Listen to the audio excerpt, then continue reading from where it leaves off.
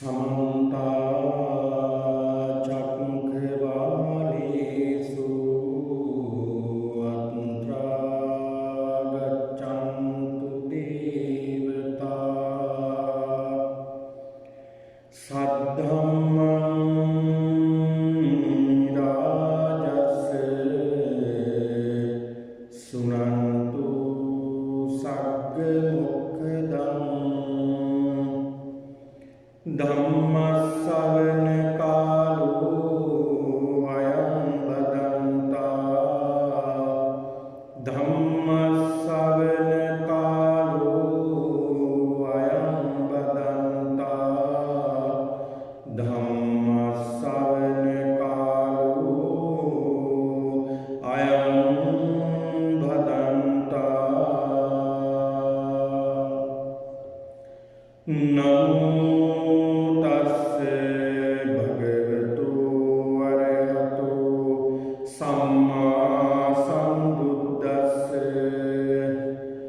नमो तस्से भगवतो अरहतो सम्मा सम्बुद्धस्से नमो तस्से भगवतो अरहतो सम्मा सम्बुद्धस्से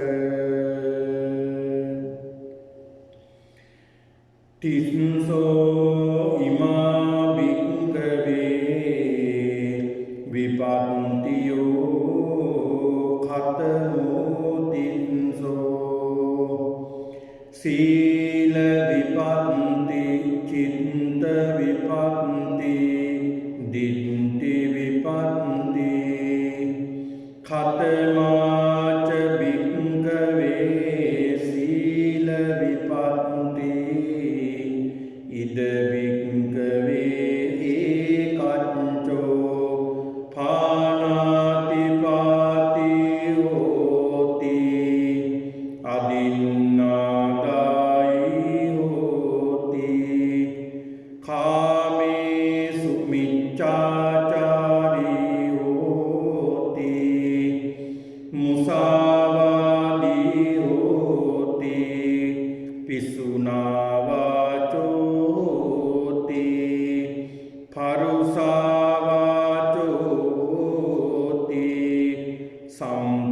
संपप्पलापी होति अयं उच्यते भिक्खवे शील विपत्ति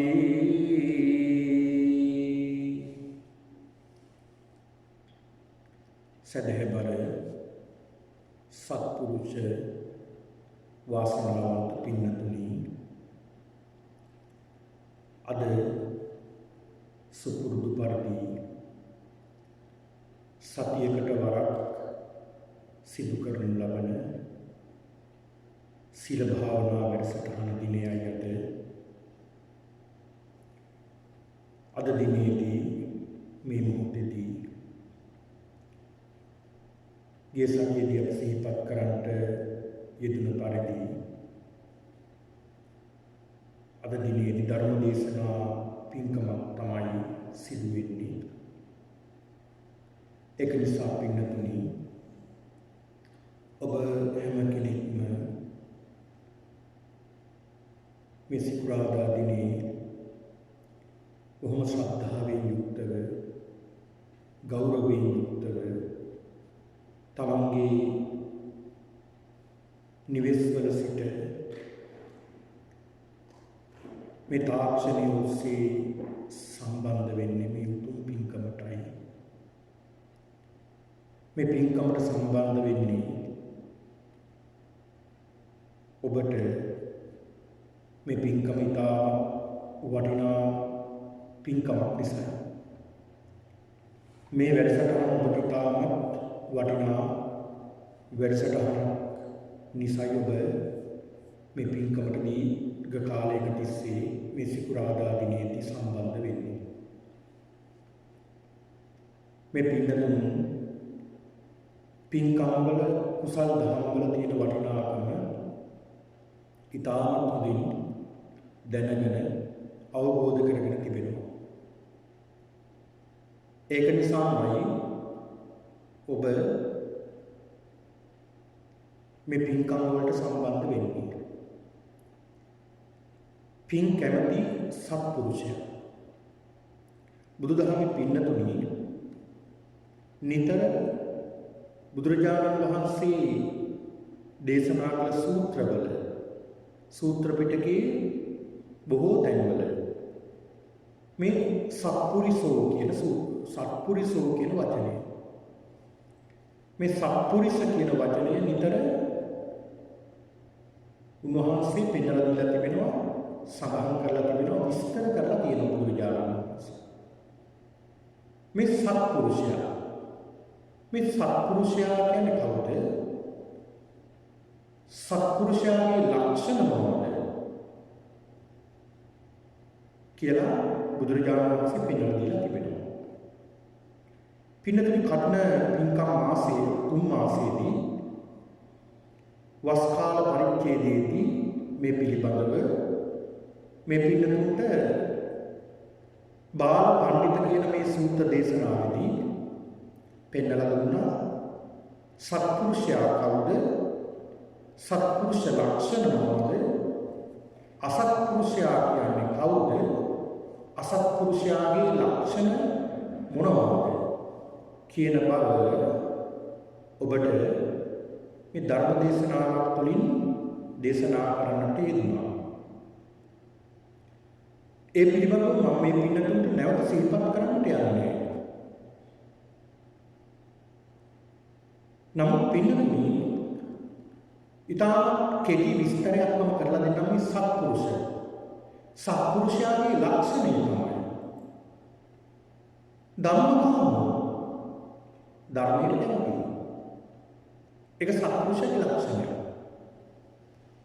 සත්පුරුෂයා හරි කැමති ධර්මයට. සත්පුරුෂයා ධර්මයේ තමයි ජීවත් වෙන්න උත්සාහ කරන්නේ. ධර්මයේ කොහෙද? සත්පුරුෂයා එතෙන්ට ඇලෙනවා. ඒක තමයි සත්පුරුෂයාගේ ලක්ෂණය.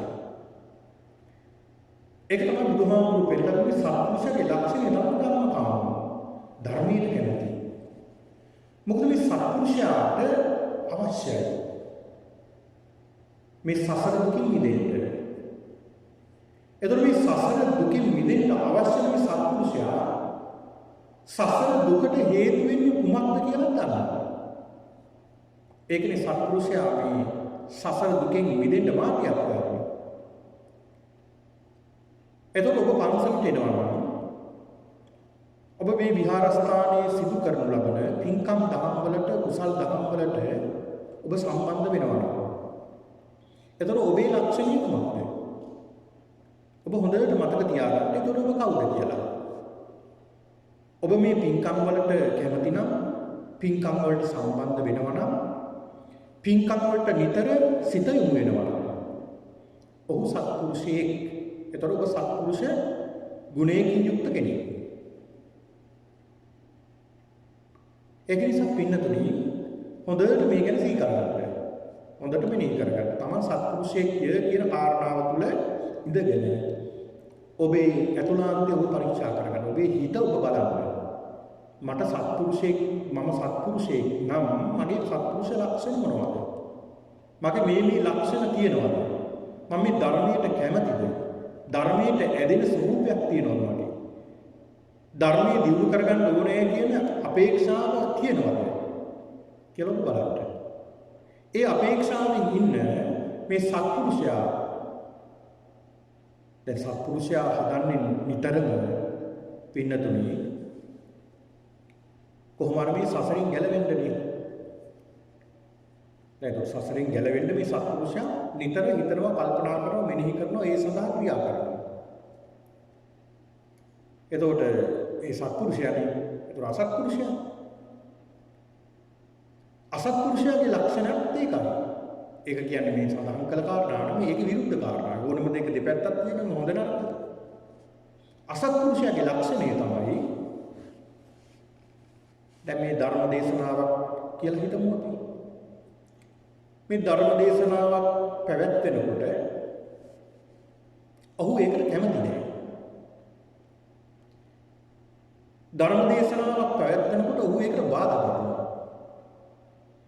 ධර්ම දේශනාවක් පවත්වන්න හදනකොට කොහොම හරි ඒකෙන් අනිත් අය ඈත් කරන්න බලන්නේ.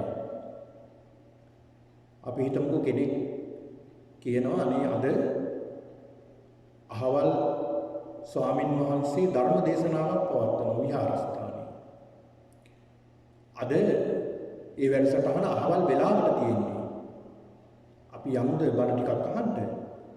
ඔයත් එන්න යමු අපි කියලා කියනකොට අසත්පුරුෂයා මොකද කියන්නේ? ඔය බණින් වැඩක් තියනවද?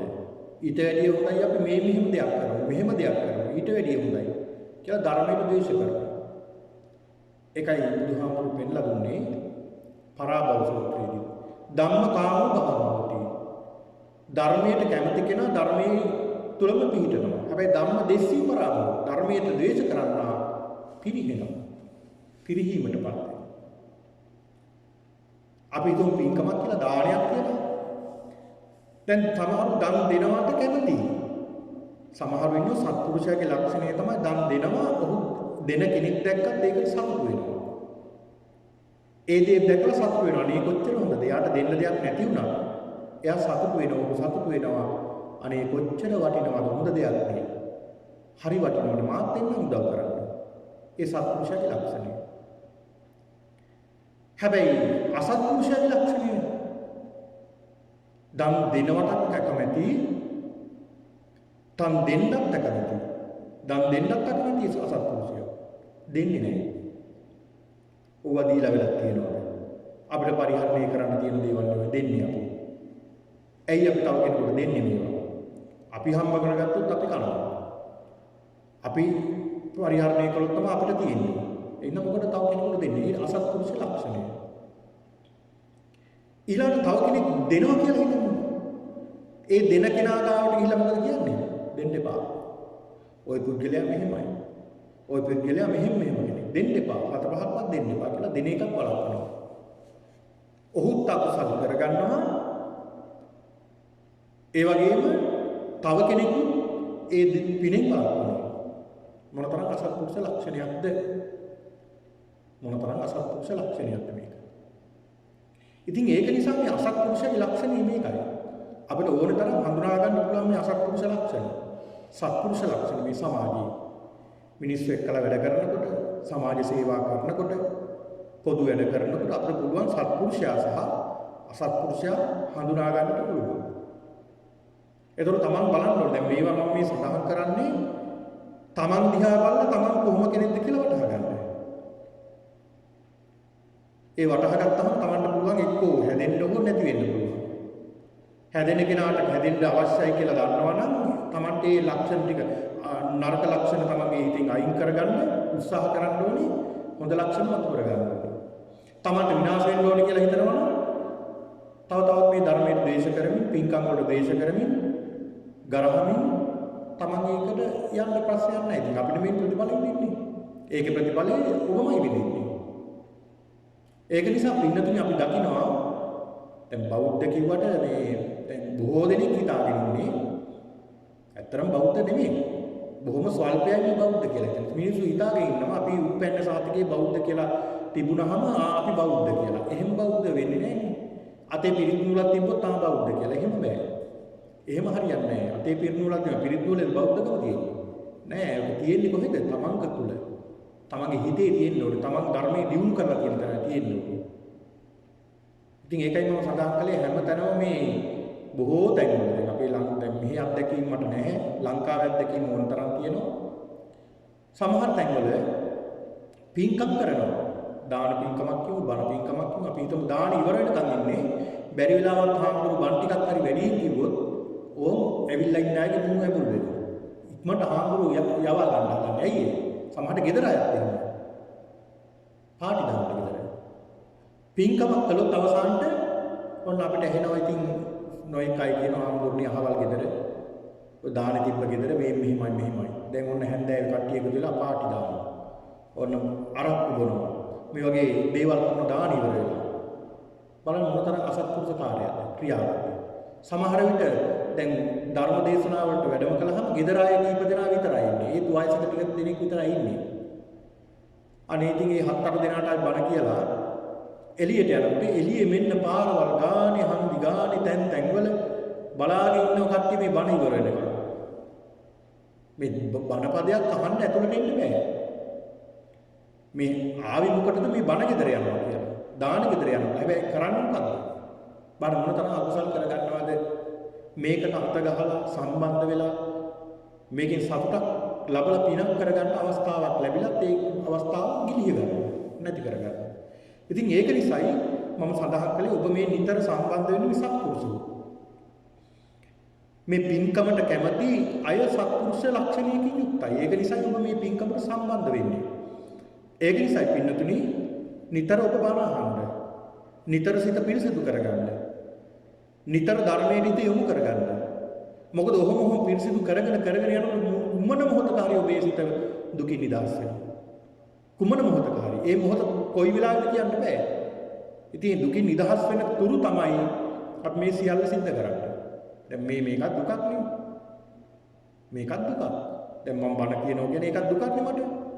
ඔබ බණ අහනවා කියන්නේ ඒකත් දුකක් නෙවෙයි. සතුටින් බණ අහනවා ඒක වෙනම එකක්. නමුත් ඕකේ තියෙන්නේ දුකනේ. ඔබ වාඩි වෙලා ඉන්න පැයක් විතර.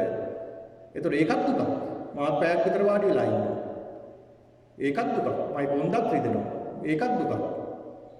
ඉතින් මේ ඇයි අපි මේ දේ සිද්ධ කරන්නේ? මේ දේ සිද්ධ කරන්නේ මේ ගමන යන්න මේක අවශ්‍යයි. ගියාට පස්සේ ඒක අවශ්‍යද? දැන් ගියාට පස්සේ මේ නිවන් දැක්කට පස්සේ අපිට අවශ්‍යද සිල් රකින්න? සිල් රකින්න ඕනේ. සද්ධාව ඇති කරගන්න ඕනේ නෑනේ. භාවනා කරන්න ඕනද? නිවන් දැක්කට පස්සේ අවශ්‍ය නැහැ. ඇයි? එතන ගිහිල්ලා ඉවරයි. ඒක නිසා කුමන මොහොතක කුමන අවස්ථාවක ඔබේ හිත දුකින් නිදහස් වේ. ඒකට තමයි මේ සිත නිතර පිරිසිදු කරගන්න. සිත පිරිසිදු කරගන්න තමයි මේ සීලයක් රකින්නේ. ඒ වගේම ධර්මයේ ශ්‍රවණය කරන්න එක හිතින් යුක්තව මේ ධර්මයට හිත යොමු කරගෙන එකගම සිතින් ධර්මය සිහි කරන්නේ ඒකයි. ඉතින් මේ කාරණා ටික හිතේ තියාගන්න බොහොම ශ්‍රද්ධාවෙන් ඔබ බණ පදයක් අහන්නට ඕනේ. අද පින්නතුනි මම ධර්ම මාතෘකාව වශයෙන් තබා ගත්තේ අංගුත්තර නිකායයි. අංගුත්තර නිකාය බුදුරජාණන් වහන්සේගේ පිරිනිවීමෙන් පසුව තෙමසක් ගත වීමෙන් මහා කාශ්‍යප මහ රහතන් වහන්සේ ආනන්ද මහ රහතන් වහන්සේ ඇතුළු සිව් පිළිසිඹියාපත් මහා රහතන් වහන්සේලා 500 නමක් එකතු වෙලා ධර්ම සංගායනාවක් කළා. ඒකෙන් මේ සූත්‍ර පිටකේ කොටස් 5කට බෙදුණා. දීඝ නිකාය, මජ්ක්‍ධිම නිකාය, සංයුක්ත නිකාය, අංගුත්තර නිකාය, කුද්දක නිකාය කියලා කොටස් 5කට බෙදුණා. මොකද මේ කොටස් 5කට බෙදුවි පින්නතුනි ඒ සූත්‍රවල ප්‍රමාණය අනුව දිග සූත්‍ර දිග ආකාරයට, මධ්‍යම සූත්‍ර මධ්‍යම නිකාය, කොටස් වශයෙන් දේශනා කරපු දේශනා සංයුක්ත නිකාය, ඊළාට අංග ක්‍රමයට දේශනා කළ සූත්‍ර අංගුත්තර නිකාය, ඊළාට කුඩා අනුකුඩා ගාථා වගේ පුංචි දේශනාවන් සිද්ධ කරපු කුද්දක නිකාය විදිහට සකස් වුණා. ඒකේ මේ අංගුත්තර නිකාය අංකෝත්තර කියලා තමයි කියන්නේ. අංකෝත්තර අංක ක්‍රමයට එකේ කොටස්, දෙකේ කොටස්, තුනේ කොටස්, හතරේ කොටස්, පහේ කොටස් මේ විදිහට බුදුරජාණන් වහන්සේ දේශනා කරපු කාරණා එකේ කොටස්. අපි තමයි ඒක නාමදී එක කියන්නේ මොකක්ද? මේ වගේ එකේ කොටස් බුදුහාමුදුරුවෝ දේශනා කරන නිවන එකක්. අන්න ඒ වගේ ඊළඟ දෙකේ කොටස්, තුනේ කොටස් මේ විදිහට කොටස් විදිහට අංක ක්‍රමයට දේශනා කරපු දේශනාවන් තමයි වර්ග කරලා ඒ පළවෙනි ධර්ම සංගායනාවෙන් සකස් වුණේ. ඒ අංගුත්තර නිකායේ තරහ සූත්‍රයක් තියෙනවා. ඒ තමයි පින්නතුනි සීල විපත්ති සූත්‍රය කියලා. සීල විපත්ති සූත්‍රය. මම මේ සූත්‍රය මාතෘකා කරගත්තේ ඉතාම වටින නිසා. මේ සීලයේ තියෙන වටිනාකම අපි දැනගන්නට ඕනේ. ඒ වගේම මේ සීලය පිරිසිදු කර ගැනීමේ තියෙන වටිනාකම සීල විපත්තියක් නිසා ඇතිවිය හැකි විපත්තිදායක අවස්ථා පිළිබඳව මේ පින්නතුන්ට පැහැදිලි කරලා දෙන්නට තමයි මේ සූත්‍ර දේශනාවම මාතෘකා කරගත්තේ. ඒ තමයි පින්නතුනි මේකේ සඳහන් වෙනවා තිස්සෝ ඉමා භික්ඛවේ විපක්තියෝ.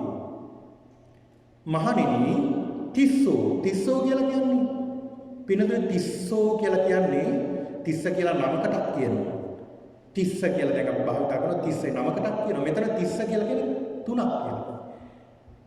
පාලියෙන් තිස්ස කියලා කියන්නේ තුන. තින්ස කියන එකයි. තිස්සෝ ඉමා භික්ඛවේ විපක්තියෝ විපක්ති තුනක් තියෙනවා. විපක්ති තුනක් මහණෙනි තියෙනවා.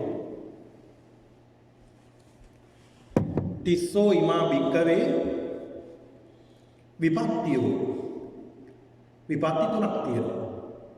විපක්තියෝ කියන්නේ විපක් වලට. ඒතර මම සඳහන් කළා මේ වර්ග ක්‍රමයට විස්තර කරන්න දැන් මෙතන තුනේ කොටස් තමයි ඒකේ විස්තර කරන්නේ. තුනක් තියෙනවා. කතමෝ තිස්සෝ මොනවද මේ තුන? සීල විපත්ති. පළවෙනි එක තමයි සීල විපත්ති. සීල විපත්ති. සීල සම්පත්තිය තියෙනවා. සීල විපත්තිය තියෙනවා.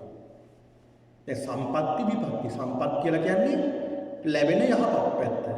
විපත්ති කියන්නේ ලැබෙන අයහපත් පැත්තට කියනවා විපත්ති. සම්පත්ති සහ විපත්ති. දැන් කර්ම විස්තර කරනකොට සඳහන් වෙනවා විපත්ති සම්පත්ති. කාල සම්පත්ති, කාල විපත්ති. කාල සම්පත්ති කියලා කියන්නේ ඒ කාලය අනුව ලැබෙන ලාභ. විපත්ති කියලා කියන්නේ ඒ කාලය අනුව ලැබෙන විපාක. එතකොට මේක සඳහන් වෙන්නේ සීල විපත්ති. සීලය කඩවීම නිසා ඇති වෙන විපත්ති. චිත්ත විපත්ති. සිත අපිරිසිදු වීම නිසා සිදුවෙන විපත්ති. ditthi විපත්ති. දෘෂ්ටි නිසා ඇති වෙන විපත්ති. කතමාච භික්ඛවේ සීල විපත්ති. ඔන්න පළවෙනි එක සඳහන් කරනවා. කතමාච භික්ඛවේ සීල විපත්ති. මහණෙනි මොකද්ද මේ සීල විපත්තිය කියලා කියන්නේ? මහණෙනි කුමක්ද මේ සීල විපත්තිය කියලා කියන්නේ? ඉද භික්ඛවේ ඒකච්චෝ පාණාතිපාතිය හෝති.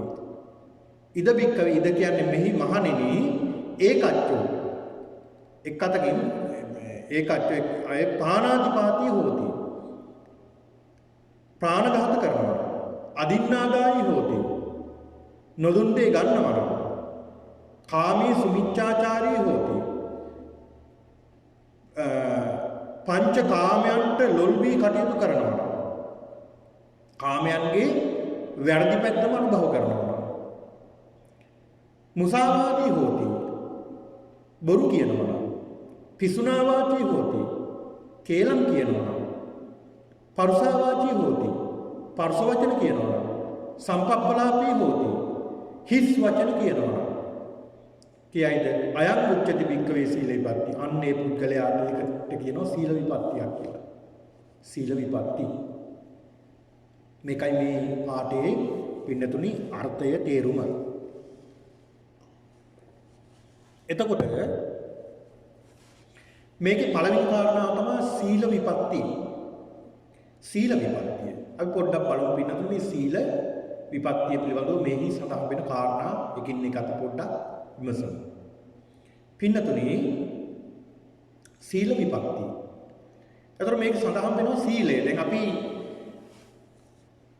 ආරක්ෂා කරන සීලයක් තමයි ගිහියන්ට තියෙන්නේ ගේහසිත සීලය. ගේහසිත සීලය. ගේහසිත කියලා කියන්නේ පංචශීල. පංචශීලයට කියන තවත් ආකාරයක් තමයි ගේහසිත. ගිහියන් විසින් ආරක්ෂා කළ යුතු කරුණු පහක් තමයි ඒක තියෙන්නේ සීලය. එතකොට පින්නතුනි මේ කාරණා පහ ගැන තමයි බුදුහාමුදුරුවෝ පෙන්නලා දෙන්නේ. කාරණා පහිනුත් හතරක් සඳහන් වෙනවා. ඊතුරු හතර තමයි පිසුනා වාචා, පරුසා වාචා, සම්පප්පලාපා, මිච්ඡා ජීවා. මේ කියන කාරණා. මේක සඳහන් වෙනවා පාණාතිපාතී හෝති. යම් කිසි කෙනෙක් ප්‍රාණඝාත කරයිද ඔහුට සීල විපත්තියක් සිද්ධ වෙනවා. ප්‍රාණඝාතය. පිළිතුරු ප්‍රාණඝාතය. එතකොට අපි නිතැතින්ම නිරන්තරයෙන්ම බෞද්ධයෝ විදියට ප්‍රාණඝාතයට කැමති නැහැ. ප්‍රාණඝාතයට අපි කැමති නැහැ. ප්‍රාණඝාතය කියලා කියන්නේ පණ තියෙන සතෙකු ඝාතනය කිරීම, එහෙම නැත්නම් ඒ සතාට වද දීම, ඒ සතාට හිංසා කිරීම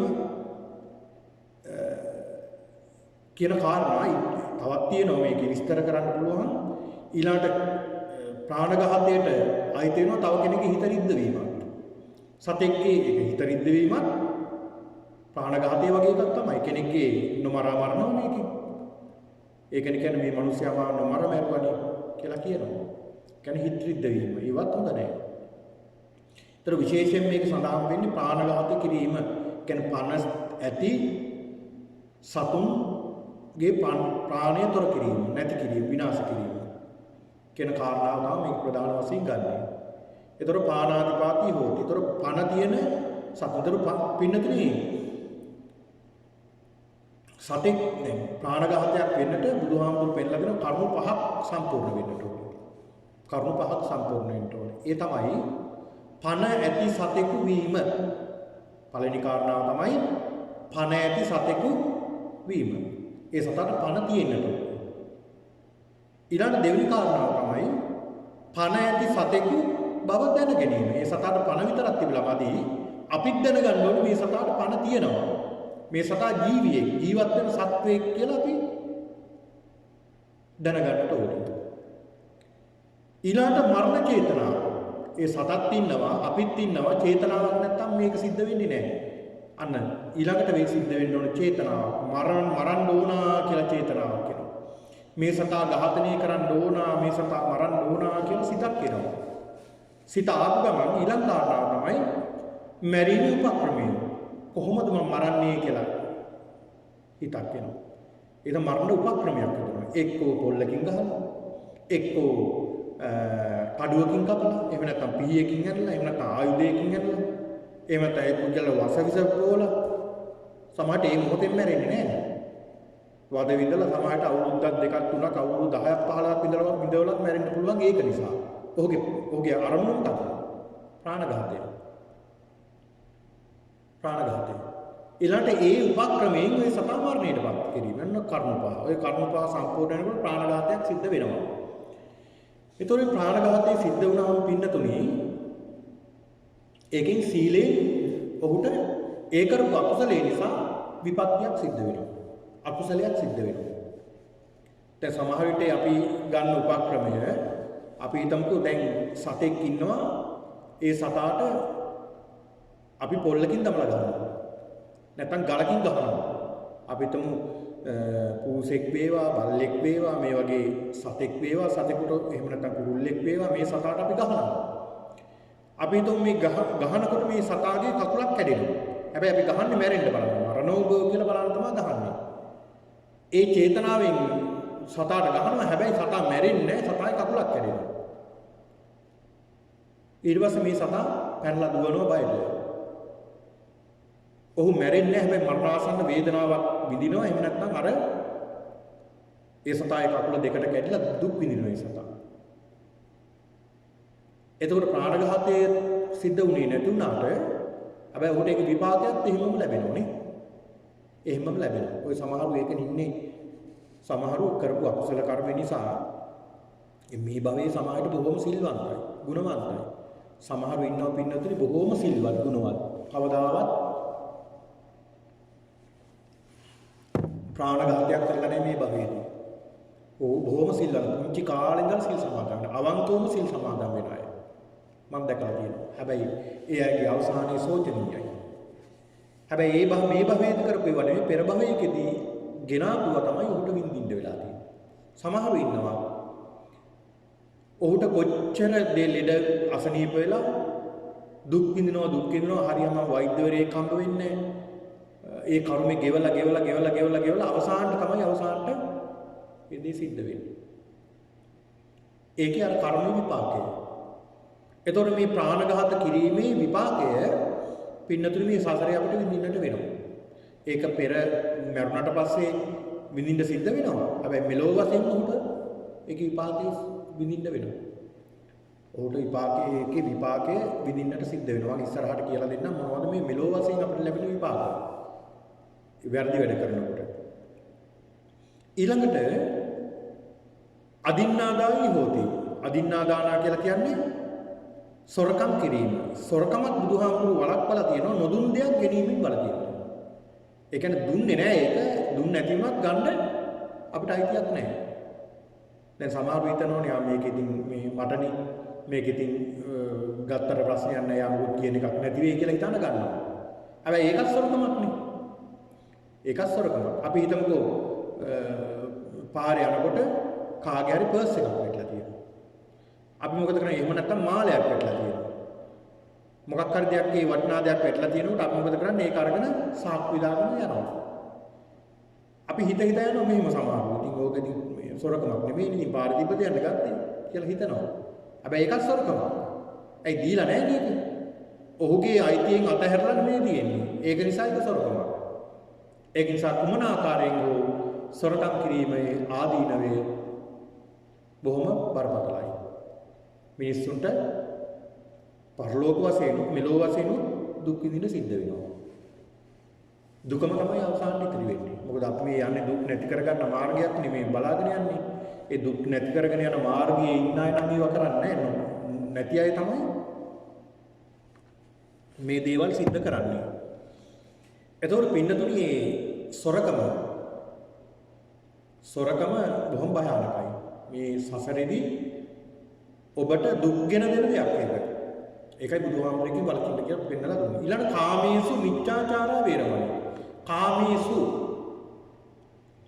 සප්තමී විභක්ති බහුවචනෙන් මේක යොදලා තියෙන කාමේසු. එතකොට එකක් ගැන මේ කියන්නේ පංචකාමයේ ගැනමයි මේ කියන්නේ. පංචකාමයේ ගැනමයි කියන්නේ.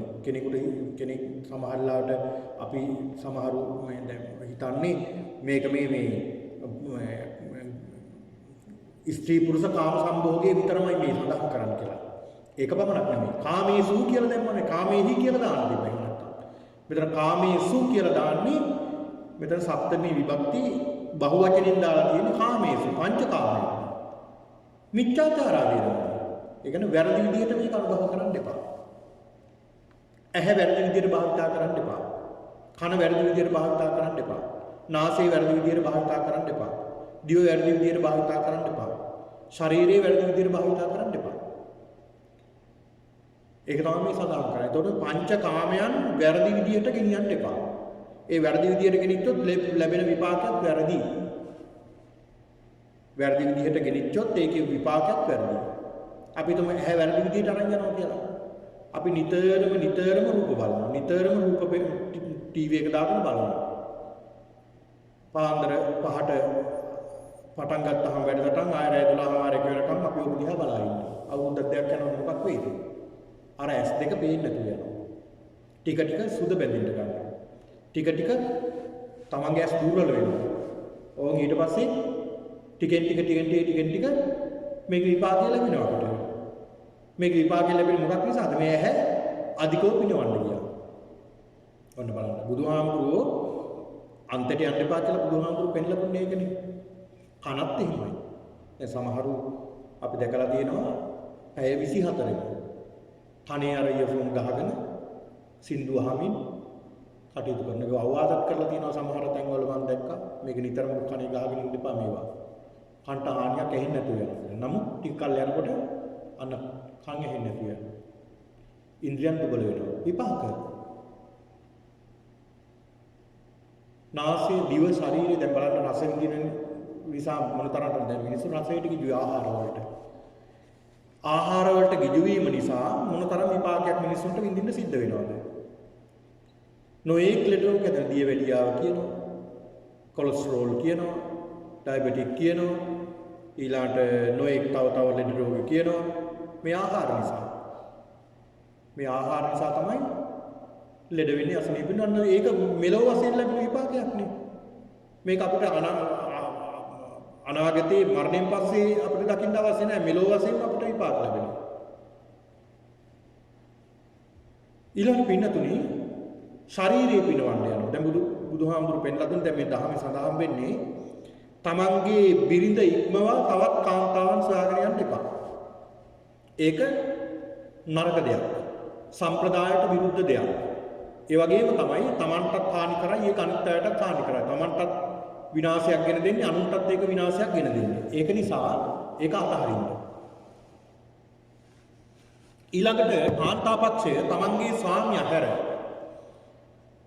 වෙනත් පුරුෂයන් පරපුරුෂයන් සොයාගෙන යනවා නම් ඒකත් දුර්විපාක ගෙනත් දෙනවා. ඒකත් දුර්විපාකයක්. ඒතර මේ දෙකම වැරදි දෙයක්. වෙන්නේ මොකක්ද? දැන් බලන්න මොන තරම් පවුල් අවුල් වෙලා තියෙනවද ওই ප්‍රශ්න හින්දා. මොන තරම් ප්‍රශ්න ගැටලු ඇති වෙලා තියෙනවද? මේ වගේ දේවල් නිසා මොන තරම් තමන්ගේ ජීවිත හානි කරගෙන තියෙනවද?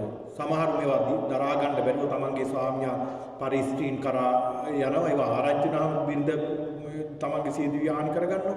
සමහරට ඒවා සිද්ධ කරලා තමන්ට ඒක මුණ දෙන්න බැරි වුණාම තමන් සියදිවි හානි කරගන්නවා. මොකද වෙන්නේ? අද දරුවෝ ටිකක් අනාථ වෙනවා. තමන්ට බොහෝ දුර්විපාක ලැබෙනවා. මෙලොව වශයෙන් ජීවිතය හානි කරගත්තේ නැතත් මෙලොව වශයෙන් මිනිස්සු දොස් කියනවා. ප්‍රශ්න ගැටලු. ඒක නිසා මොකටද අපි මේ ප්‍රශ්නයක් ගැටලුවක් ඇති කරගන්නේ? ඒක නිසා බුදුහාමුදුරුවෝ මේවායින් අපි ආවරණය කරලා තියෙන්නේ. ඊළඟට බුදුහාමුදුරුවෝ පෙන්නලා දෙනවා මුසාවාදී හොති. මුසාවාදී හොති. ඒතර මුසාවාදී හොති බොරු කීම. බොරුවක් කීම.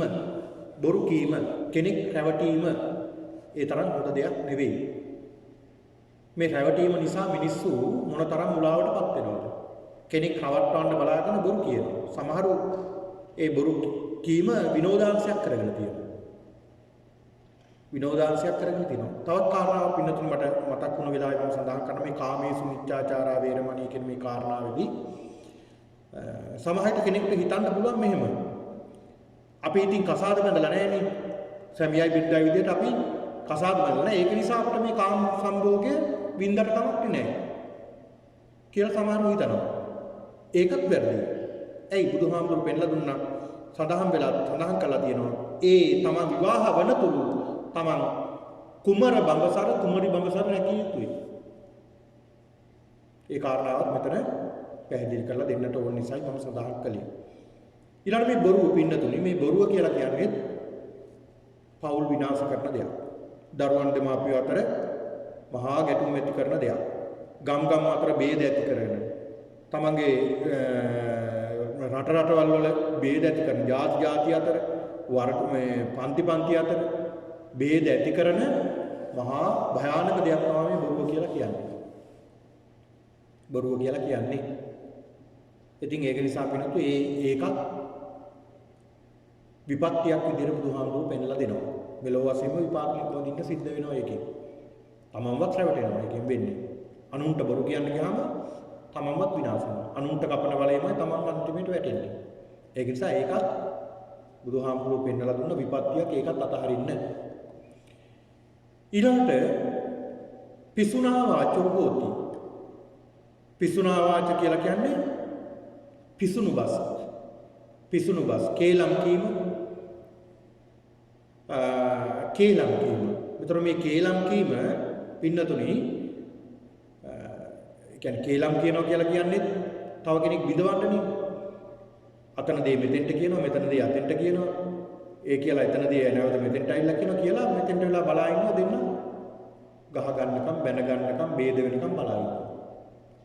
ඒකත් නරකයි. ඊළඟ පරුසා වාචා පරුස වචන. කෙනෙක්ට පරුස වචනේ කතා කිරීමත් බොහොම නරක දෙයක්. ඊළඟ සම්පප්පලාප කියලා කියන්නේ හිස් වචන. කිසි අර්ථයක් නැහැ. ඒකෙන් ඔහුට වැඩකුත් නැහැ, අහන කෙනාට වැඩකුත් නැහැ, කියන වැඩ කෙනාට වැඩකුත් නැහැ. ඔහේ කියවනවා. අර ලින්දලක සංගමය කියලා කියන්නේ මේ වගේ ඔහේ කියවනවා. ඉතින් වැඩකුත් නැහැ. Tamanට වැඩකුත් නැහැ, අනුන්ට වැඩකුත් නැහැ, දෙන්නටම වැඩක් නැහැ ඒකෙන්. ඒක නිසා ඒකත් අයහපත් කියලා බුදුහාමුදුරු පෙළන ඒකෙනුත් විපාක ලැබෙනවා. ඒක නිසා පින්නතුනි යන්නේ ඒක තමයි බුදුහාමුදුරු පෙළන මේ සීල විපatti. ඊළඟ කාරණාවක් මම පෙන්නලා දෙන්නම්. ඊළඟට චිත්ත විපatti. චිත්ත විපatti කියලා සඳහන් වෙන්නේ සිතෙන් ඇති වෙන විපatti. සිත නිසා ඇති වෙන දුර්විපාක. මොනවද? අවිද්‍යාව සහ ව්‍යාපාදය. අවිද්‍යාව සහ ව්‍යාපාදය. මොකද්ද මේ අවිද්‍යාව කියලා සඳහන් වෙන්නේ? අවිද්‍යාව කියලා කියන්නේ පින්නතුනේ දැඩි ලෝභය. දැඩි ලෝභය අවිද්‍යාව කියලා කියන්නේ. දැඩි ලෝභය. එතකොට මේකට විරුද්ධ වචනේ මොකක්ද? මේකට විරුද්ධ වචනේ තමයි පරිත්‍යාගය. දීම. හැම දෙයකටම දෙකක් තියෙනවනේ දීම සහ නොදීම. විරුද්ධ වචනයක් තියෙනවා. එතකොට මේ අවිද්‍යාව දැඩි ලෝභය සිතින් සිද්ධ වෙන දුර්විපාකයක්. විපත්තියක්. එතකොට මේ චිත්ත විපත්තියේදී මේ අවිද්‍යාව පින්නතුනි බුදුහාමුදුරු පෙන්නලා දෙන මේ අවිද්‍යාව මොනතරම් භයානකද? අවිද්‍යාව කියලා කියන්නේ අපි මේ සසරේ නිතර මේ සසරේ කරකවන දෙයක්. සසරේ දුක් ගෙන දෙන දෙයක්. ඇයි මේ දුක ඇති වෙන්නේ? ටිකක් කල්පනා කරලා බලන්න. ඇයි මේ දුක ඇති වෙන්නේ?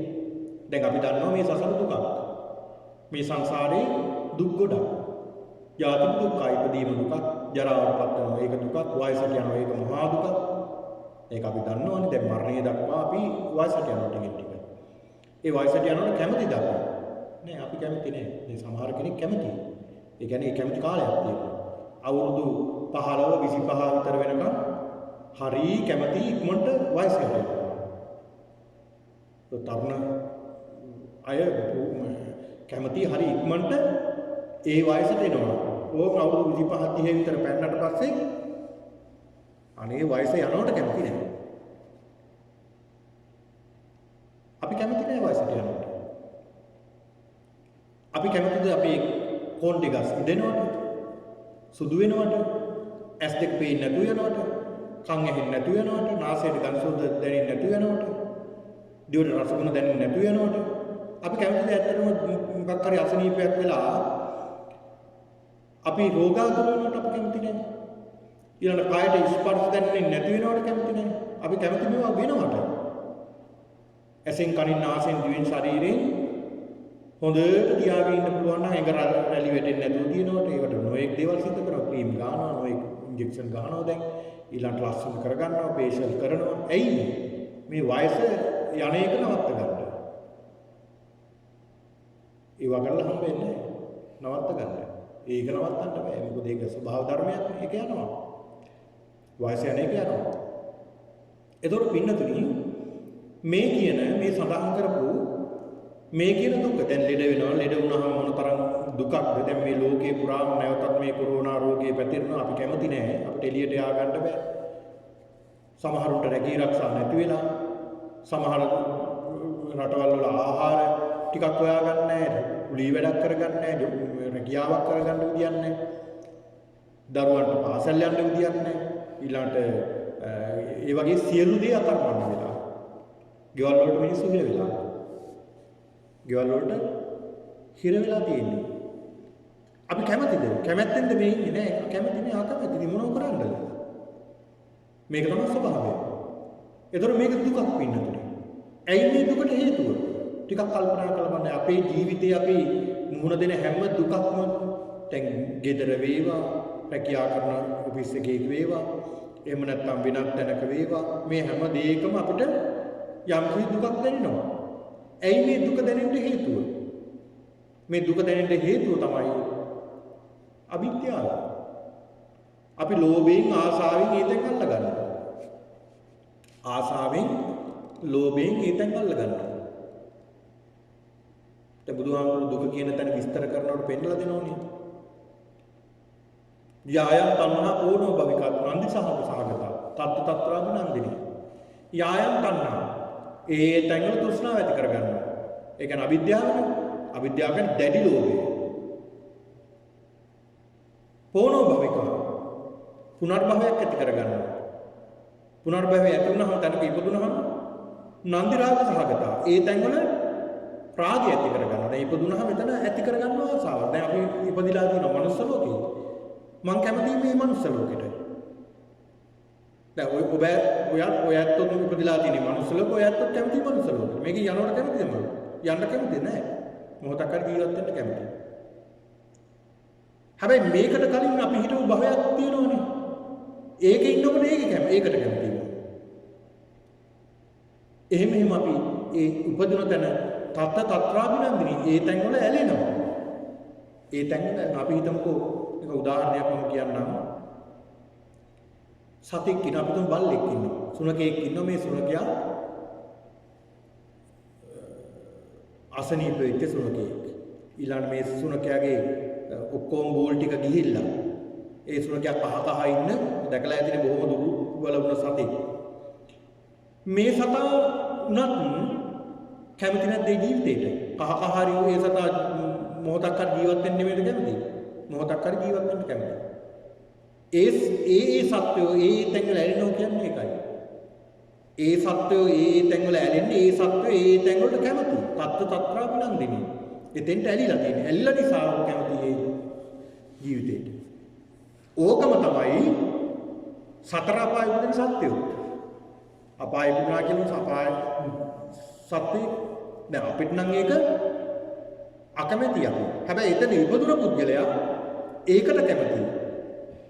හැබැයි ඒකට කැමති ඒකේ විඳින දුක් වලට කැමති නෑ. ඒක නිසා මේකෙන් මිදෙන්න දුවන්නේ. මිදෙන්න හදන්නේ. මෙහෙන් පහර ගහලා ඒ යමපල්ලයිලා පහර දෙනකොට පුරුස්සනකොට වද දෙනකොට අර කටින් නැගපන් කියලා ඊට වැඩිය ඒ වේදනාව ඉවස ගන්න බේරෙන්න නගිනු කටින් ඊට වැඩිය වේදනාව ඒක. ඇයි එහෙම කරන්නේ? ඒකට කැමති ඒ ජීවිත වලට. ඒකයි පෙන්වලා දුන්නේ තත්ත්‍රාභිනන්දිනී.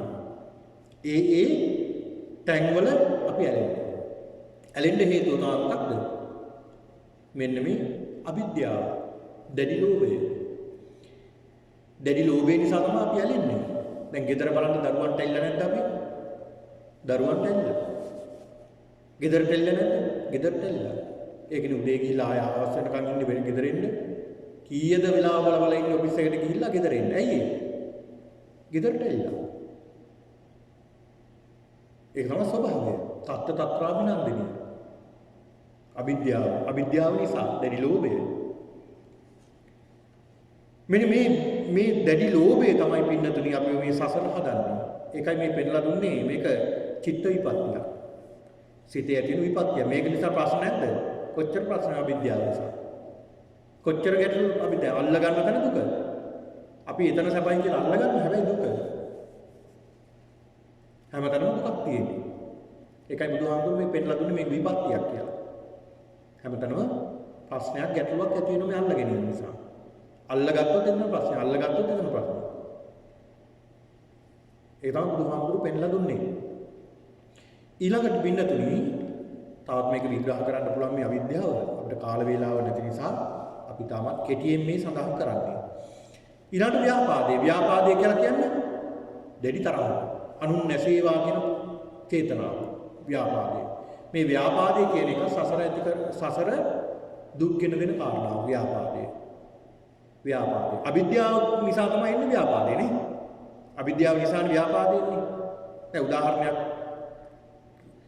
සඳහන් කළොත් අපි හිතමු උදාහරණයක් විදිහට අපි උදාහරණයක් විදිහට ගමු කෙනෙක් යහපත් දෙයක් කරනවා. අපි හිතමුකෝ ඒ කෙනෙක් මොකක් හරි පන්සලට ඇවිල්ලා යහපත් දෙයක් කරනවා. අපි හිතුව පින්කමක් සංවිධානය කරනවා කියලා. උදාහරණයක් විදිහට පන්සලට ඇවිල්ලා පින්කමක් උන් සංවිධානය කරනවා. හැබැයි පන්සලට එන්නේ නැති පුද්ගලයා පන්සලට කැමති නැති පුද්ගලයා පින්කමට කැමති නැති පුද්ගලයා එහෙම නැත්නම් ඒ පුද්ගලයාත් එක්කලා තරහ පුද්ගලයෙක් ඉන්නවා. එයා අරක දැක්කම මොකද වෙන්නේ? ඒක දැක්කම දැඩි ලෝභයක් හිතෙනවා, අවිද්‍යාවක් ඇති වෙනවා. දැඩි ලෝභයක් ඇති වෙනවා. අනේ මේ මිනිස්සයා මේක කරනවානේ. ඒ මිනිස්සයාගේ තනක් එයිද දන්නේ නැහැ. මේ සමාජයේ මේ මිනිස්සයාට මේ වගේ මිනිස්සු ප්‍රසාදයටපත් වෙයිද දන්නේ නැහැ කියලා බයක් ඇති වෙනවා. අවිද්‍යාව ඇති වෙනවත් එක්කලා මොකද කරන්නේ? අරක වළක්වන්න ව්‍යාපාදය ඇති කරගන්නවා. ඒකට බාධා කරනවා. ඒක විනාශ කරන්න කටයුතු කරනවා. එක්කෝ කියනවා යන්න එපා, ඔයාලා ඔකට යන්න එපා, ඔකට යන්න එපා. ඕක එච්චර හොඳ දෙයක් නෙමෙයි. ඔයාලා යන්න එපා කියලා වළක්වනවා. අන්න අවිද්‍යාව ඊළඟ ව්‍යාපාදය. අවිද්‍යාව තුළින් තමයි ව්‍යාපාදය තියෙන්නේ. අවිද්‍යාව වෙනකොට ව්‍යාපාදයක් වෙනවා. ව්‍යාපාදය කියන්නේ පින්නතුන් නැසේවා අනු නැසේවා කියන දැඩි ක්‍රෝධ චේතනාව. එතකොට මේ තෘෂ්ණාවත් නරකයි, ද්වේෂයත් නරකයි. උතර මේ දෙකම සිත තුළ ඇති වෙන්නේ. ඒක පුදුම කියන්නේ භයානක තත්ත්ව භයානක කියලා කියන්නේ ඒක පින්නතුනි දැන් කොස්ගෙඩියක් නම් හාරලා හරි බලන්න තිබ්බා මේක ඉදිලාද කියලා. මිනිස්සෙගේ හිතට රිංගලා බලන්න මේක නේ. දැන් මිනිස්සු වෙනෝ දැන් අපි ලංකාවේ බොහෝ අත්දැකීම් තියෙනෝනේ අපිට. ඉතින් බොහෝ දෙනෙක් අපිව හම්බෙන්න එනවා, සමිති සමාගම් වලට එනවා, වැඩ කරන්න එනවා, පන්සලටත් එනවා. දැන් ඔය ඇත්තන්ටත් උහුම අත්දැකීම් ඇති. ඔය ඇත්තන්ගේ ජීවිතවල ගෙදරට එනවා, ඊළාට ඔය ඇත්තන්ගේ සාදවලට එනවා, ඊළාට ඔෆිස් එකට එනවා, විවිධ එනවනේ. අපි කවුද දන්නේ මේ ඇතුලේ මොනවද තියාගෙන එනවද කියලා? හොඳ අයත් එනවා, නරක අයත් එනවා. තොරතුරු දෙන්නත් එනවා, ගෙනියන්නත් එනවා. අපි දන්නේ නැහැනේ. මොන තත්ත්වෙන් එනවද නැද්ද? බුදුහාමුදුරු වැඩින්නෝ බුදුහාමුදුරන්ටත් එහෙම අය ආවා. බුදුහාමුදුරන්ගේ බණ අහන්නත් ආවා, බුදුහාමුදුරු විනාශ කරන්න බලාගෙනත් ආවා. ඉතින් අන්න ඒකයි භයානක මේ සිතේ ඇති වෙන චේතනා අපිට පේන්නේ නැහැ. ඒ පේන්නේ නැති නිසා භයානකයි. ඒයි. හැබැයි මේ පුජ්‍යලිය තවත් කෙනෙකුට විනාශයක් කරන්න බලා ඉන්නේ. අවසානට වෙන්නේ බොහෝ දුරට ඔහුම විනාශ වෙන එක. ඔහුම විනාශ වෙන එක. ඒකයි සිද්ධ වෙන්නේ. ඉතින් ඒක නිසා මේ කියන මේ අවිද්‍යාව සහ ව්‍යාපාදය කියන දෙක ඉතාමත් භයානකයි. මේක සිතේ ඇති වෙන්නේ. මේක සිතේ ඇති වුනහම ඒ පුද්ගලයා නිතර දුක් විඳිනවා. නිතර පැහැවෙනවා. නිතර වේදනාව විඳිනවා. නිතර මේ දෝමනස්යෙන්, අවිද්‍යාවෙන්, ව්‍යාපාදයෙන් මේ වගේ ඔහු නිතර පීඩණයටපත් වෙනවා. පීඩණයටපත් වෙලා තමයි සමහර විට ඒවා අකුරලා යන්නේ. ඕ රණ්ඩු වෙන්න එන්නේ. ඊළාට නොයි ප්‍රශ්න ඇති කරන්නේ. එහෙම ඉවසන් ඉඳලා කරගන්නව දෙයක් නැතුනහම එහෙම සිද්ධ වෙනවා. ඒක නිසා මේ අවිද්‍යාව සහ ව්‍යාපාදය කියන මේ දෙකත්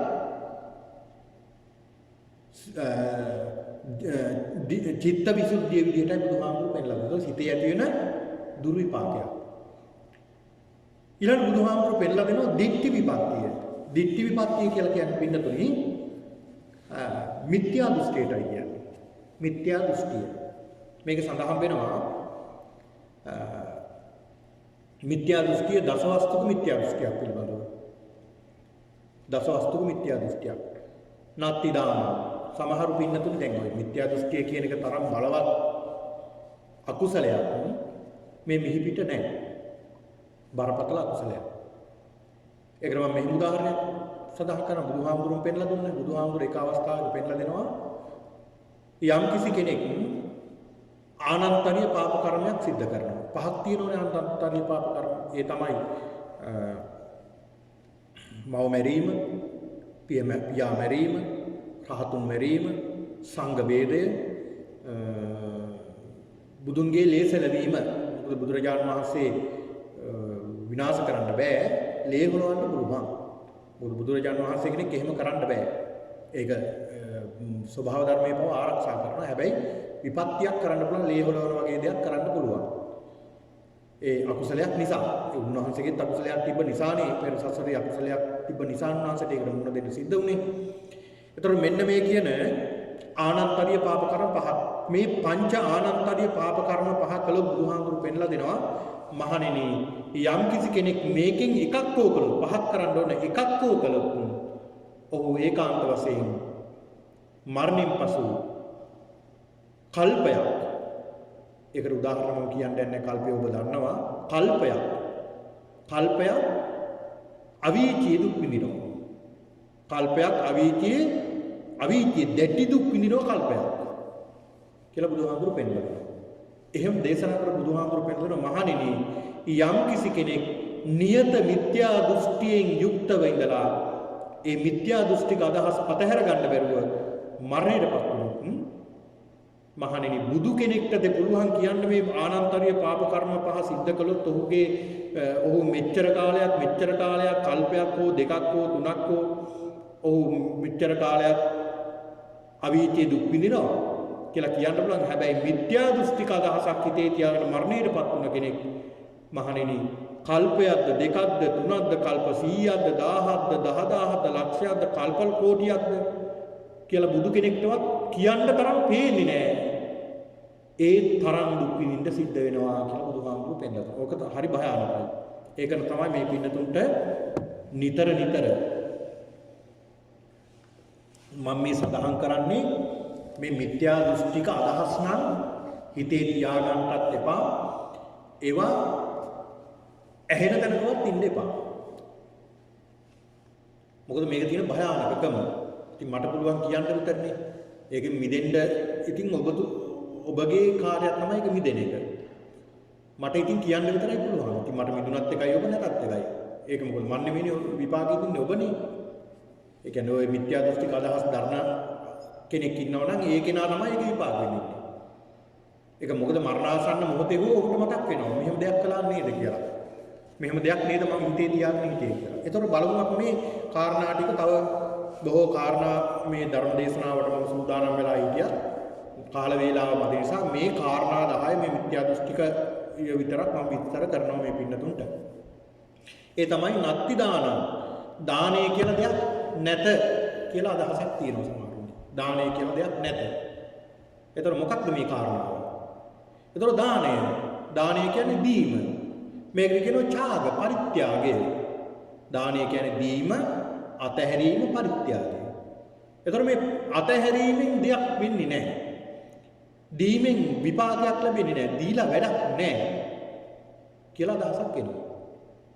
දැන් පින්නතුනි මේ කාරණාවදී මතක් කරන්න ඕනේ කාරණාවක්. ඇයි මේ මිනිස්සුන්ට කරන දානමාන පින්කම් වලින් බොහෝ දෙනෙක්ට විපාක ලැබෙන්නේ නැත්තේ? හොඳට හිතලා බලන්න මොකක්ද කියලා. බොහෝ දෙනෙක්ට මේක විපාකයක් නැහැ. කියන තරම් විපාක ලැබෙනවද? නැහැ.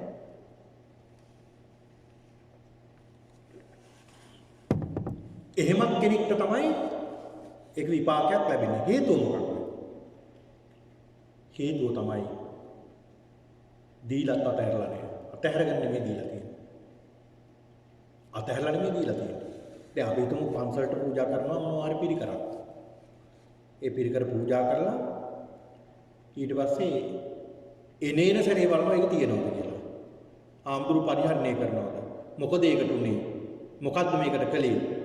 කියලා බලනවා. දුන්නා නම් අතහැරලා දෙන්න බෑ. ඒ දුන්නාට පස්සේ ආම්දුරු ඒක තියාගත්තත් එකයි, තව කෙනෙකුට දුන්නත් එකයි, මොනව කරගත්තත් එකයි. අපි දුන්නා අතහැරිය ඉවරයි. හැබැයි ඒක අතහැරලා තියනවද උන්? නෑ අතහැරලා නෑ. අතහැරලා නෙමෙයි දීලා. ඉතින් විපාකයක් ලැබෙයිද? විපාකයක් ලැබෙන්නේ නෑ. අතහැරලා නෙමෙයි දීලා තියෙන්නේ. එතකොට දන් දෙනකොට මේක ටිකක් ගැඹුරු කාරණාවක්. හරි ගැඹුරු කාරණාවක් මේක පින්නතුනේ. මේවත් අපි හිතින්ම පිරිසිදු කරගත්තේ නැත්නම් අපිට මේ නිවන් දැකීම තියා අනුගාන නිවන අහලකටවත් එන්නේ නැහැ.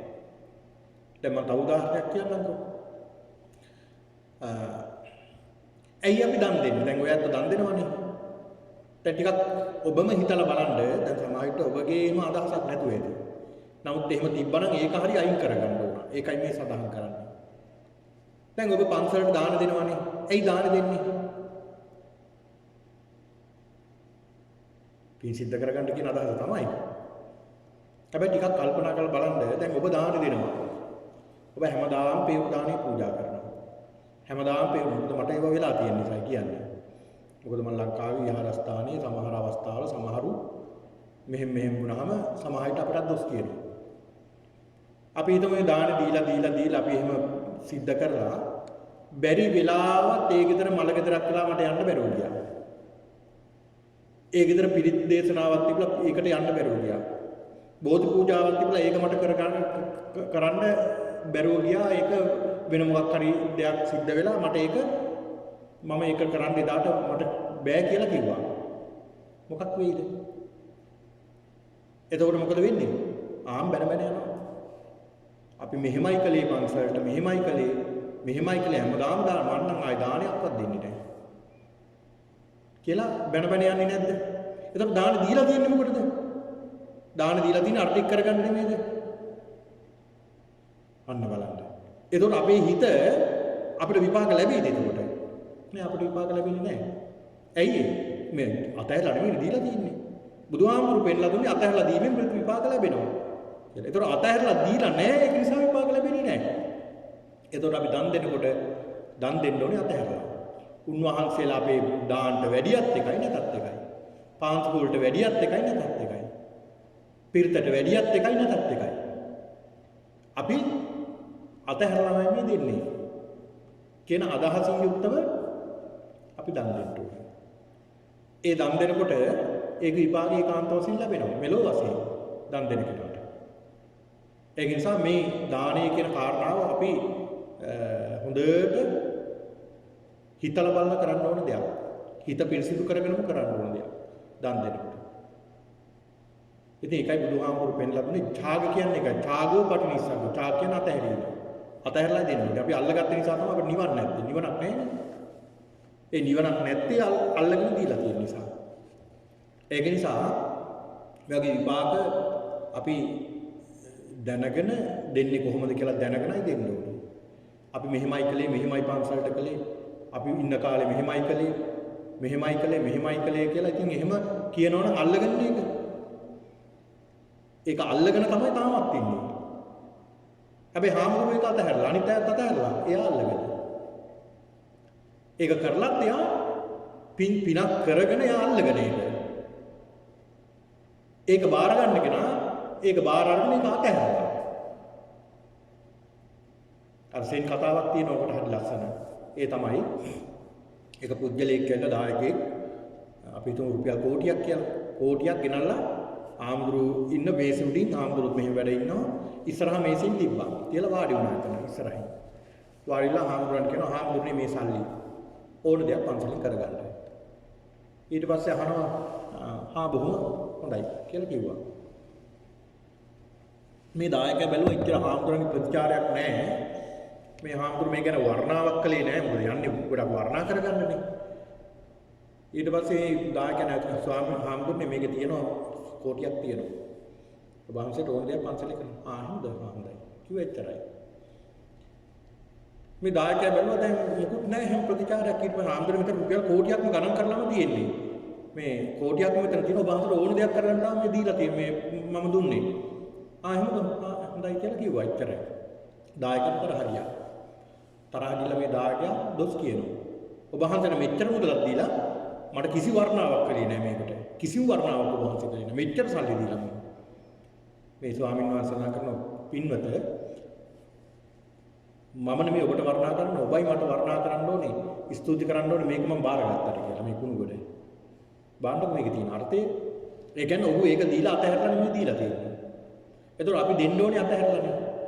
ඒ අතහැරලා දෙනකොට ඒ විපාකේ ලැබෙනවා. ඒක නිසා අපි අතහැරලා දෙන්න ඕනේ. ඒකයි තමයි මේක සඳහන් කරන්නේ දැන් මිත්‍යා දෘෂ්ටික අදහසක් තමයි දානය කියලා දෙයක් නැහැ. සමහරුන්ගේ තියෙනවා මේ මිත්‍යා දෘෂ්ටික අදහසක් දානයක් දීලා වැඩක් නැහැ. දන් දෙනවා කියලා එකක් දැන් සමහරු මිත්‍යා දෘෂ්ටික හිතේ තියාගෙන හැබැයි ලෝකෙට පේන්න දන් දෙනවා. සමහරුන්ගේ හිතේ මිත්‍යා දෘෂ්ටිය හො දීලා වැඩක් නැහැ. දානය කියලා දෙයක් නැහැ. දන් දීලා වැඩක් නැහැ. ඔය විපාකයක් ලැබෙන්නේ නැහැ. අපේ තියෙන දේවල් නේ අපි දන් දෙන්නේ වැඩක් නැහැ නේ. ඕවා මේ බොරු දේවල් මේ මැරුණාට පස්සේ කොහේ යනවද අපි දන්නේ. මේක තමයි අවසාන භවය. මේක පළවෙනි එකයි අවසාන එකයි මෙතන. ඒක නිසා ඕවා දීලා වැඩකුත් නැහැ. ආයි දීලා විපාක ලැබෙයිද? නැහැ ලැබෙන්න තරම්. යන්න එපා කියලා මිනිස්සුන්ගේ මෙහෙම භෞතිකවාදී චින්තන තියෙනවා. ඉතින් මේ චින්තන හදාගෙන ඉඳලා අවසානට මොකද වෙන්නේ? උඹ ආයෙත් බඩ ගාගෙන ඉන්නවා අවසානට. පව් ඉතින්. ඒතකොට ඉතින් අපි ඉතින් හිතට දෙන්න මොකුත් කියන්නේ නැහැ. ඉතින් මේ ශ්‍රද්ධාව ඇති වෙන්න දැන් මිනිස්සුන්ගේ ශ්‍රද්ධාවක් නැහැනේ. ශ්‍රද්ධාව සමහරුන්ගේ එහෙම පිහිටල් නැහැ ඒ වගේ අයගේ. ඊළාට සමහරු අපි හිතමු සමහරු පිරිත් වලට දොස් කියනවා. ඌවා පිරිත් වැඩක් තියනවද? ඌවා කියලා මේ ලෙඩ හණීප වෙයිද? ඌවාගේ වැඩක් තියනවද? කියලා එහෙම කියනවා. පිරිතක් දැන් කෙනෙකුට පිරිත් ටිකක් කියන්නේ. කෙනෙක්ට ශ්‍රද්ධාවක් ඇති වෙන්න ධර්ම දැන් සමහරු ධර්ම දේශනාවලට දොස් කියනෝනේ. ඌවා ධර්ම දේශනා අරවයි ධර්ම දේශනා. ඌවා මොනවද කියන්නේ? ඌවා මොනවද දැන් ස්වාමීන් වහන්සේ නමක් අපි හිතමුකෝ ජාතක කතාවකින් ධර්ම දේශනාවක් කරනවා. මේ කතාව වලින් වැඩක් තියනවද? ඌවා කතාවද? ඌවා ඇත්තද? ඌවා බොරුනේ? ඌවා ගොතාපෙව්වනේ කියලා හිම සමහරු කියනෝනේ අපිට ඇහිලක් තියෙනෝනේ. හැබැයි මේ කතාවෙන් ගන්න ඕනේ දෙන්නේ මේ උහු කරන් තියෙන්නේ.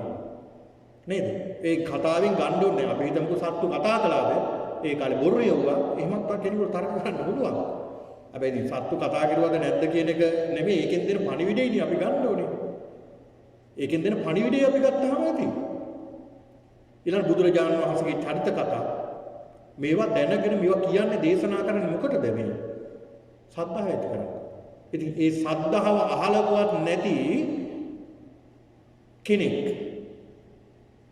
සද්ධාව අහලවත් නැති කෙනෙක්ට මොන නිවනක්ද දුකම තමයි. ඉතින් ඒක නිසා මේ සද්ධාවන්තයා කවදාවත් ඒවට දොස් කියනවද? ඒකයි මම මුලින්ම සඳහන් කළේ ධම්මකාමෝ භවන්ති. ධර්මයට කැමති කෙනා යහපතක් කරගන්නවා. ධම්ම දේශී පරාවෝ ධර්මයට ද්වේෂ කරන කෙනා පිරිහීමටම ලක් වෙනවා. ඔහු පිරිහිලා අන්ත පරිහානියටපත් වෙනවා. ඔන්න මොනෝ හරි වෙලා අසනීප වෙනවා, ලෙඩ වෙනවා, අතපය හයිය නැති වෙනවා, ඊළඟට ඇඳට වැටෙනවා. ඊට පස්සේ මොකද කියන්නේ? අනේ මට හාමුදුරුවෙක් කලවරෙල්ලා. අනේ මට පිරිත් ටිකක් කියාපල්ලා. අනේ මට මේ පිරිත් දේශනාවක් කරගන්න මොනවා හරි දෙයක් කරන්න මේකෙන්. ඇයි අපි මේ පිරිත් දේශනා කරන්නේ? මේ වගේ ශ්‍රද්ධාව ඇති වෙන්න කටයුතු කරන්නේ? ඒ වෙලාවට ලෙඩෙකුට පිරිත් ටිකක් කියලා ආශිර්වාද කරන්නේ? පින්නතින් ටිකක් හිතලා බලන්න. ඒ පිරිත් දේශනාවක් කරනකොට ඒ පිරිත් දේශනාව අහන කෙනාගේ හිත සතුටු වෙන්නේ නැද්ද? සතුටු වෙනවා. ඔහුගේ හිතට ශක්තියක් එනවා. අනේ ශක්තිය ඇති කිරීමයි මේකෙන් කරන්නේ. ඉතින් තවත් මේකෙන් ප්‍රතිඵල ලබා ගන්න පුළුවන් අපිට මේකේ අර්ථයක් දැනගෙන ඒක අනුගමනය කරනවා නම් 100%ක්ම. ඉතින් ඒක නිසා මෙන්න මේ කියන මේ කාරණා ගැන අපි ටිකක් හිතලා බලන්න ඕනේ. එතකොට පින්නතුනි මේ දානය කියලා දෙයක් නැහැ. දන් දීමෙන් වැඩක් නැහැ. දන් දීමේ ප්‍රතිපාක ලැබෙන්නේ නැහැ. දානය කියලා දෙයක් මේ ලෝකේ නැහැ. වැඩක් නැහැ කියලා මිත්‍යා දෘෂ්ටික මතයක් තියෙනවා. ඒ මතේ දත් තිබුණා, අදත් තියෙනවා. අනාගතෙත් ඊට වැඩි කට්ටිය පහළ වෙයි. එහෙම කියන අයම තමයි අවසානට මේවට යොමු වෙන්නේ. ඉතින් ඒක නිසා මේ නත්ති දානය කියලා දෙයක් නත්තිට ඊළඟට යාග හෝම කියලා දෙයක් නැහැ. එහෙම නැත්නම් මේ පුද පූජා පවත්වනවා යාග හෝම කියන්නේ ඒකනේ. දැන් සමහරව කියනවා බුද්ධ පූජා කියලා වැඩක් නැහැ. මොකටද ওই බුද්ධ පූජා කියන්නේ? ওই තරම් බුදුහාමුදුරුවෝ පූජා කළ වැඩක් තියෙනවා පිළිමයකට. මේ අපිට හම්බෙන අය ගැන මේ කියන්නේ අපිට කියන අය අපිට ඇහෙන දේවල් මේ කියන්නේ මේ. බුදුහාමුදුරන්ට පූජා කළ වැඩක් තියනවද? බුද්ධ පූජා පවත්වලා වැඩක් තියනවද? බුද්ධ පූජාවෙන් අර්ථයක් තියනවද? ඇයි අපි මේ බුද්ධ පූජාව පවත්වන්නේ කියන එකවත් දන්නේ නැති මිනිස්සු පිරිසක් තමයි සමහරු. ඒකට හේතුව තමයි මේ පුජ්‍යලයන්ගේ ශ්‍රද්ධාව ඇතුළාන්තේ නැහැ. මේ බුදුහාමුදුරුවෝ දකින්නකොට අත් දෙක නල්ලට එන්නේ නැහැ මේ පුජ්‍යලයන්ගේ. ඒතකොට ශ්‍රද්ධාව නැහැ. ශ්‍රද්ධාව කියන්නේ කුමක්ද? මේක විස්තර කරන්න මට වෙලාවක් නැහැ මට. කාල වේලාව අවසන් නැත්නම් මම පෙන්නලා දෙනවා මේ ශ්‍රද්ධාව කියන්නේ මොකක්ද කියලා. ශ්‍රද්ධාව කියන්නේ නිවනේ පළවෙනි දොරටුව. පංච ඉන්ද්‍රියන්ගේ පංච බලයන්ගේ පළවෙනි එක ශ්‍රද්ධාව, විරිය, සති, සමාධි, ප්‍රඥා. ශ්‍රද්ධාව නැත්නම් ඒ පුද්ගලයා හිස් පුද්ගලයෙක්. වැඩක් නැති පුද්ගලයෙක්. ඒ ශ්‍රද්ධාව හිතේ ඇති කරගන්නයි බුද්ධ ප්‍රතිමාවක් නිර්මාණය කරගන්නේ. ධාතුන් වහන්සේ නමකට වන්දනා කරන්නේ ශ්‍රද්ධාවෙන්. ඒ ධාතුන් වහන්සේ නමකට වන්දනා කරනකොට කෙනෙක් ශ්‍රද්ධාවෙන් පුද පූජා පවත්වනකොට ඒකට අපහසෙන් අපහාස කරනවා දොස් කියනවා. අවඥා කරන මේ පුද්ගලයාට මොනතරම් අකුසලයක්ද? මොකද අර පුද්ගලයාගේ ශ්‍රද්ධාව තියෙනවා මේ පුද්ගලයාගේ ශ්‍රද්ධාව නැහැ. ඉතින් නිවනක් කොහෙද එන්නේ එහෙම මිනිස්සුන්ට? ඉතින් ඒක නිසා පින්නතුනි මේ ශ්‍රද්ධාව තමයි අංක 1. පළවෙනි කාරණාව. සීලයට කලින් ශ්‍රද්ධාව වෙන්න ඕනේ. ශ්‍රද්ධා සීල සති සමාධි ප්‍රඥා. සීලයට කලින් ශ්‍රද්ධාව වෙන්න ඕනේ පැහැදීම. මේ ප්‍රසාදයේ පැහැදීම ඇති කරගන්න තමයි මේ ප්‍රතිමා වහන්සේ නමක් අපි නිර්මාණය කරගන්නේ. ඒ ප්‍රතිමා වහන්සේ අපේ හිතේ මවා ගන්නවා මේ ජීවමාන බුදුහාමුදුරුවෝමයි නේද මේ වැඩේ ඉන්නේ. ජීවමාන තථාගතයන් වහන්සේමයි මේ වැඩේ ඉන්නේ. බුදුහාමුදුරුවෝමයි මේ වැඩේ ඉන්නේ මේ කියන හිත අපේ ඇති කරගන්නවා. හදවතේ බුදුහාමුදුරුවෝ ජීවමාන කරගන්නවා. එහෙම ජීවමාන කරගන්න බැරි කෙනෙක් තමයි නැති පුද පූජා කරන්න වැඩක් නැහැ. මොකටද පූජා කරන්නේ? වැඩක් තියනවද? බොරු වැඩන්නේ කියලා තමනුත් අකුසල කරගන්නවා, අනිත් අයටත් අකුසල් කරගන්න අවස්ථාව සලසලා දෙනවා. ඒක නිසා පින්නතුන් පින්කමක් කරනකොට කිසි කෙනෙකුට බාධාවක් කරන්න බෑ. දැන් අපි හිතමු දුගී මගී යාචක ආදී කෙනෙකුට හිඟන්නේකොට මොනවා හරි දෙයක් දෙනවා කියලා. දෙනකොට ඒක දකින්න තව කෙනෙක් ගිහිල්ලා ඒක වළක්වන්න හදනවා. දැන් සමාජයට මේ පුද්ගලයා ගන්න අරක්කු බොණ්ඩ වෙන්න පුළුවන්, එහෙම නැත්නම් නරක දෙයක් කරන්න වෙන්න පුළුවන්. ඒකේ ඉල්ලන්නේ. ඉතින් ඒක ප්‍රශ්නයක් නෑ. ඒක එයාට තියෙන්නේ. Tamanට නෙමෙයි ඒක විපාක ලැබෙන්නේ එයාට නේ. අපි සද්ධාවෙන් දුන්නාම ඒකේ විපාකය අපිට ලැබෙනවා. අතහැරලා දුන්නා. ඒක පරිහරණය කරලා වැරදි වැඩක් කළොත් ඒක යාළුවට ලැබෙයි. ඒකයි මම නිතරම පින්නතුනි සඳහන් කරන්නේ. ඒක නිසා හොඳට මතක තියාගන්න කාරණාවක් තමයි පින්නතුනි.